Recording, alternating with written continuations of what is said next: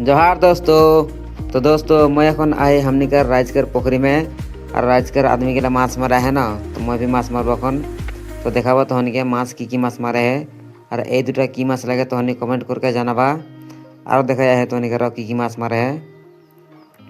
ढेर माछ है ना यहाँ पोखरी में और बहुत दिन हो गए माछ छड़ा 6 मास से बेसी हो गए माछ छड़ा और मारे है बारो। देखी कितना माछ ये देखी की माछ लगे ये की माछ लगे कमेंट करवा तहनी।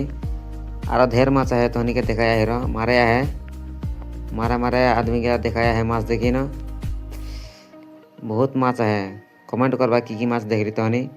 এটা भी की माछ लगे तहनी कमेंट करवा और बोलबा की माछ धरे है।